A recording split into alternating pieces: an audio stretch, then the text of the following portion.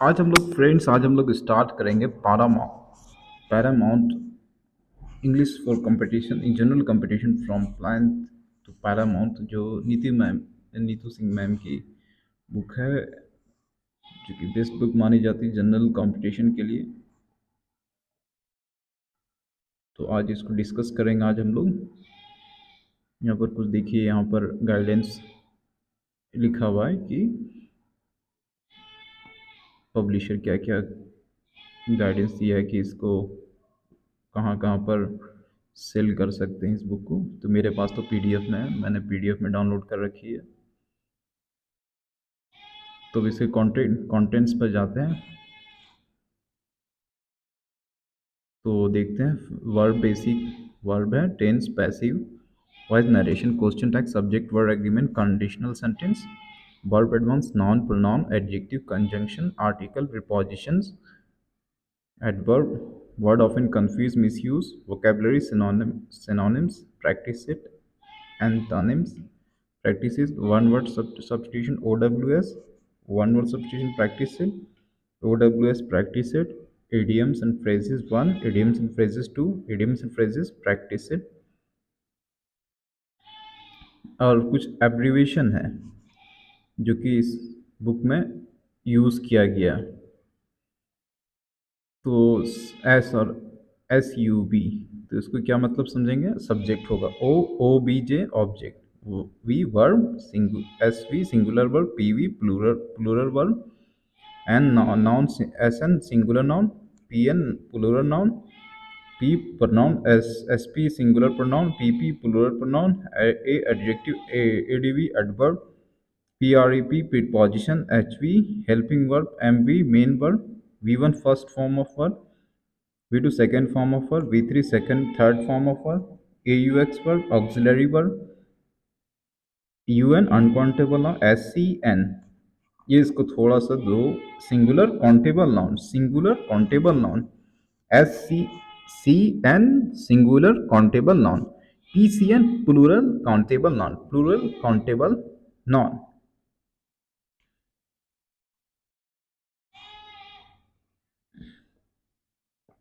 तो वर्ब आज स्टार्ट कर देंगे। वर्ब को देखते कितने वीडियो में कवर कर सकते हैं।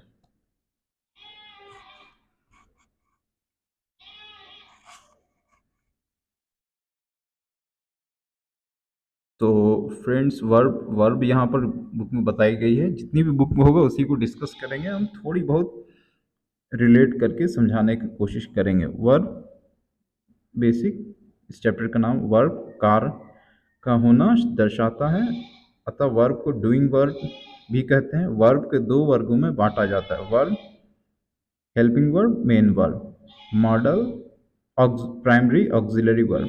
जो मेन वर्ब का कार्य नहीं करते, जैसे can, could, may, etcetera. Primary auxiliary verb, be, do, have, जो हेल्पिंग वर्ब एवं मेन वर्ब दोनों का कार्य कर सकते हैं। इसमें कुछ स्टार करके दिया हुआ, नीड, डेयर एवं use to, marginal auxiliary verb. Need एवं डेयर मॉडल एवं मेन वर्ब दोनों का कार्य कर सकते हैं। यूज टू मॉडल एवं एडजेक्टिव दोनों का कार्य कर सकते हैं। ऑक्सिलरी वर्ब वे वर्ब जो अनवर्ब के साथ प्रयुक्त होते हैं ऑक्सिलरी वर्ब कहलाते हैं, इन्हें हेल्पिंग वर्ब भी कहा जाता है। Modal auxiliary verb, can, could, may, might, shall, will, would, should, must, ought to modal auxiliary verb है। इनका प्रयोग सिर्फ हेल्पिंग वर्ब के रूप में ही किया जा सकता है।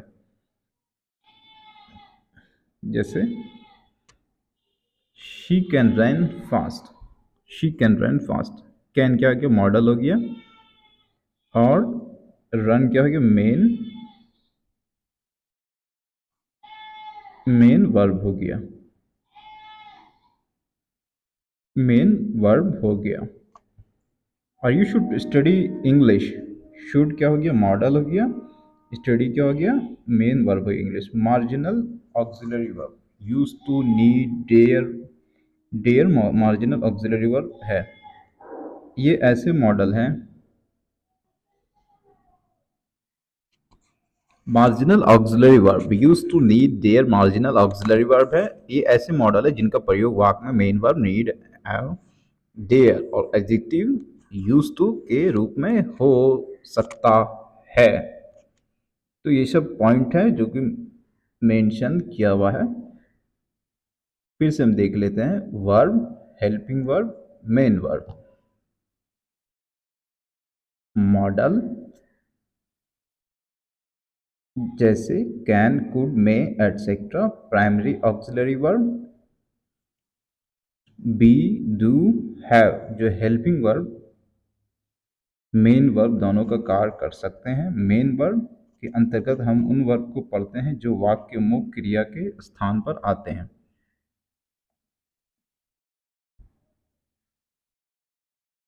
इसके बाद models, modal auxiliary verb can, could, may, might, shall, will, would, should, might, ought to modal auxiliary verb है। इनका प्रयोग सिर्फ हेल्पिंग वर्ब के रूप में ही किया जा सकता है। जैसे कि देखा मैंने, marginal auxiliary verb use to need, dare marginal auxiliary verb है। ये ऐसे मॉडल है जिनके प्रयोग वाक्य में मेन वर्ब नीड है, डेयर और एडजेक्टिव यूज टू के रूप में हो सकता है। ऑक्सिलरी वर्ब की कुछ मुख्य बिंद। मॉडल ऑक्सिलरी वर्ब का प्रयोग मेन वर्ब के रूप में नहीं होता है। इसका प्रयोग हेल्पिंग वर्ब के रूप में होता है। जैसे देखिए, I can lift this box, I can lift this box, मैं इस बॉक्स को ऊपर करा सकता हूँ। आई कैन, हेल्पिंग, कैन क्या हो गया हेल्पिंग वर्ब, लिफ्ट क्या हो गया मेन वर्ब, और दिस बॉक्स ये डब्बा।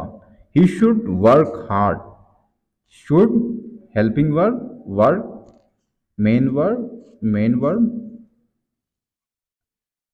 Hard this is adjective. He should work hard, should helping verb, work main verb, hard this is adjective. Rule number 2 देखते हैं। ऑक्सिलरी वर्ब के कुछ मुख्य बिंद यहां पर दिया हुआ।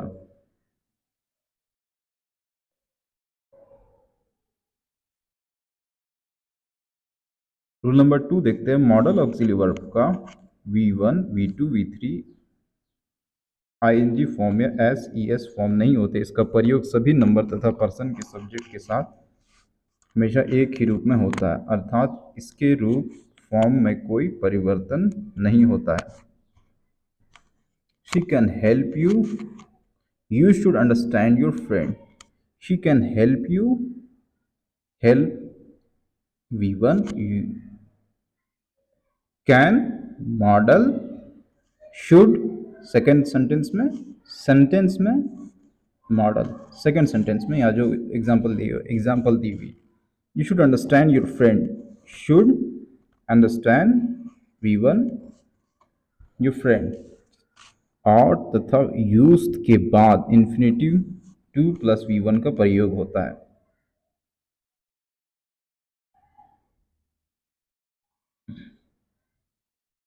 We are to respect our parent, he use to come late, है ना। यूज्ड और आउट के बाद 2 प्लस वर्ब V1 का यूज होता है। ऐसा जनरलाइज करके, आम करके दिखाया गया है कि हमेशा ऐसे ही होता है। तो ग्रामर मतलब कि यही होता है। इंग्लिश ग्रामर का मतलब।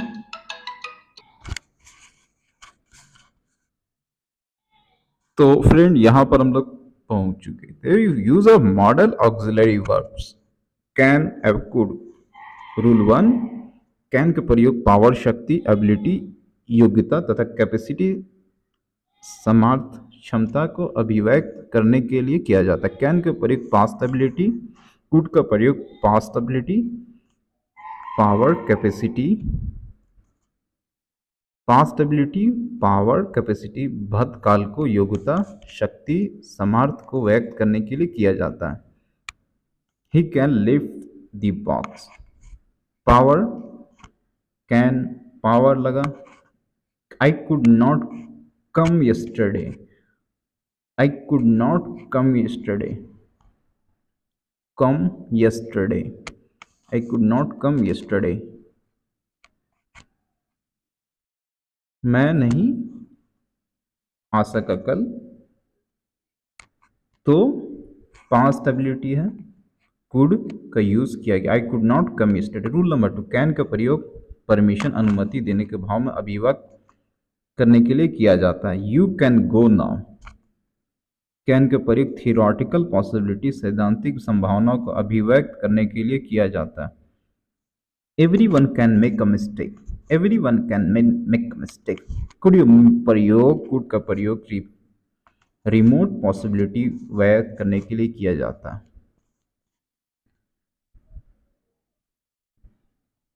There could be a bomb under your, जैसे एग्जांपल है there could be a bomb under your seat, ये रिमोट पॉसिबिलिटी का बात कर रहा है।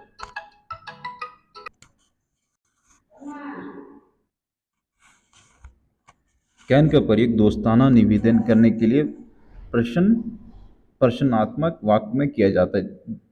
एव कुड औपचारिक निवेदन करने वाले प्रश्नात्मक वाक्य में।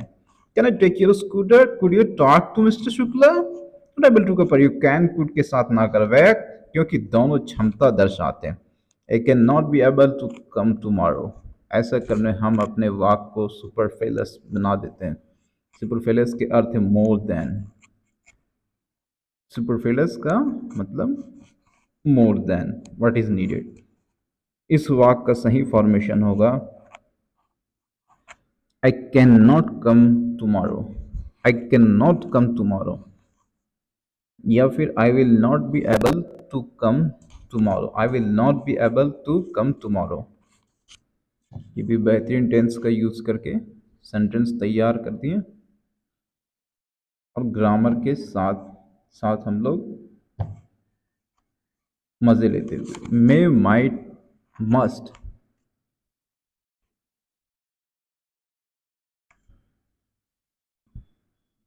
मे, माइट, मस्ट। मे का प्रयोग संभावना, अनिश्चितता के अभाव व्यक्त करने के लिए किया जाता है। It may rain tonight, जैसे it may rain to night.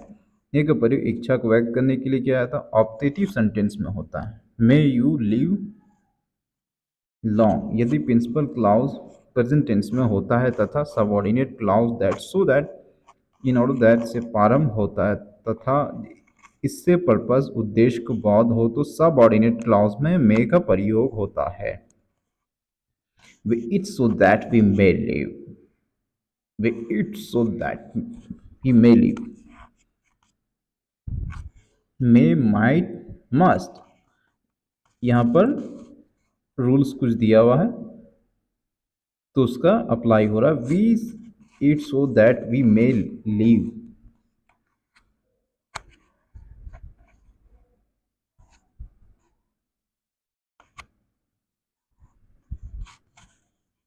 Might का प्रयोग लेस पॉसिबिलिटी, कम संभावना को भाव को व्यक्त करने के लिए किया, जबकि मे का प्रयोग मोर पॉसिबिलिटी, ज़्यादा संभावनाओं के भाव को व्यक्त करने के लिए किया जाता है। He might pass the exam, he might pass the exam, but seeing his intelligence, I do not have much hope. He might pass the exam, but seeing his intelligence, I do not have much hope. अगर संभावना बहुत अधिक हो तो must का प्रयोग करें। अगर संभावना बहुत अधिक हो तो मस्ट का प्रयोग, ये तो हम जानते हैं, बहुत कॉमन सा है कि यूज करते रहते हैं। आगे देखते हैं एग्जाम्पल इसका। he stays in five star hotels and travels by flight. He must be very rich, he must be very rich, है ना। तो मस्ट का यूज हुआ, आप लोग समझ जाएंगे कि मस्ट का कैसे यूज हो रहा है। मे का प्रयोग सम्मान के साथ, रूल नंबर 6, मे का प्रयोग सम्मान के साथ निवेदन करने के लिए प्रश्नात्मक वाक्य में किया जाता है। मे आई कम इन सर, मे आई कम इन सर, जैसे एग्जाम्पल है यहाँ पर। मे माइट के साथ पॉसिबली लाइकली का प्रयोग ना करें क्योंकि दोनों संभावना दर्शाते हैं। We may possibly come tomorrow, come tomorrow. सुपरफेलश,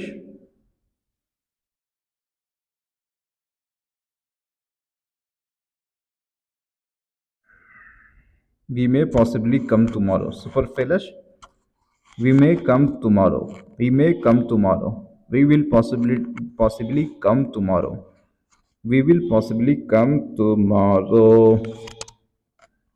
shall, will, shall का प्रयोग फर्स्ट पर्सन के सब्जेक्ट आई वी के साथ, shall, will, shall का प्रयोग फर्स्ट पर्सन के सब्जेक्ट आई वी के साथ फ्यूचर के साथ कार को व्यक्त करने के लिए किया जाता है।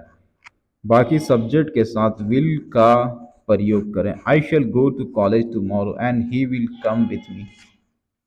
आई shall go to college tomorrow and he will come with me. I shall go to college tomorrow and he will come with me.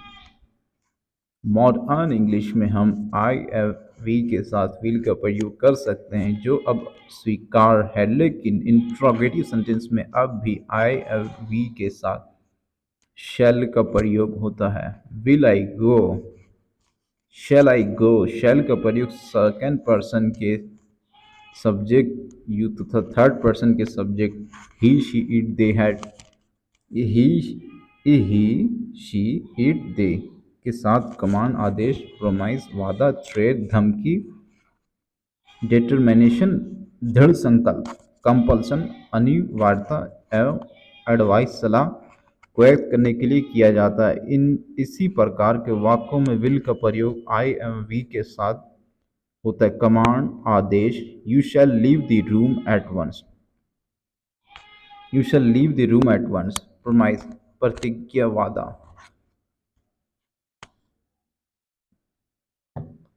Promise, प्रतिज्ञा, वादा। You shall be avoided, you shall be avoided. I will help you come what में, threat, धमकी। जैसे threat कैसे कैसे modals use होगा देखिए। Trespasser shall be prosecuted, I will punish you.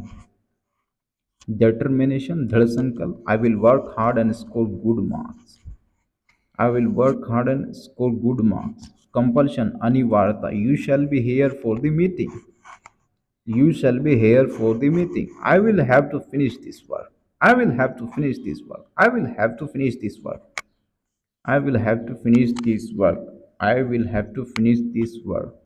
Let's say शुरू होने से पहले इम्पेरेटिव सेंटेंस के क्वेश्चन टैग में भी शैल का प्रयोग होता है। लेट अस डांस टुगेदर, शैल भी शैल का प्रयोग सजेशन, सुझावों को व्यक्त करने के लिए इंट्रोगेटिव सेंटेंस में फर्स्ट पर्सन के सब्जेक्ट के साथ होता है।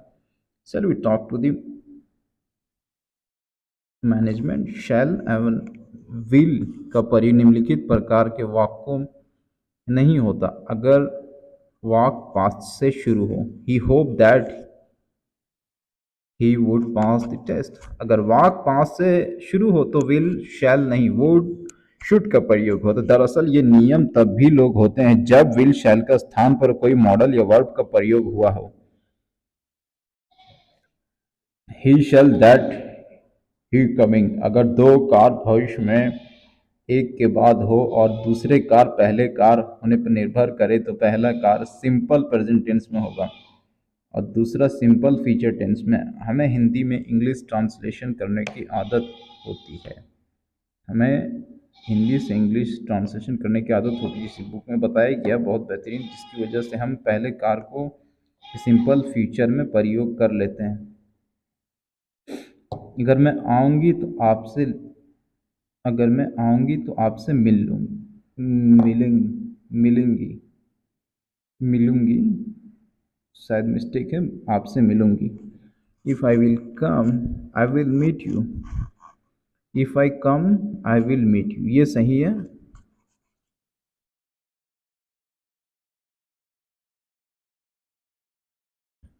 देखिए ये गलत और ये सही सेंटेंस है।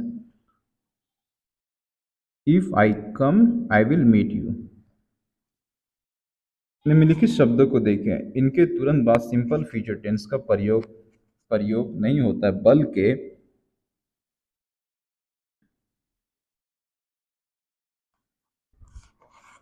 सिंपल प्रेजेंट टेंस का प्रयोग होता है। इफ निम्नलिखित शब्दों को देखें, इनके तुरंत बाद सिंपल फ्यूचर टेंस का प्रयोग नहीं होता है, बल्कि सिंपल प्रेजेंट टेंस का प्रयोग होता है। If, as soon as, in case, provided, unless, until, before, after, when, conditional sentence chapter देखें। ये कुछ मतलब कि इसका यूज़ जो है कंडीशनल सेंटेंस के चैप्टर में जाकर के हमको पता लगाना पड़ेगा। तो आएगा तो डिस्कस, बुक में है तो डिस्कस तो हो गए।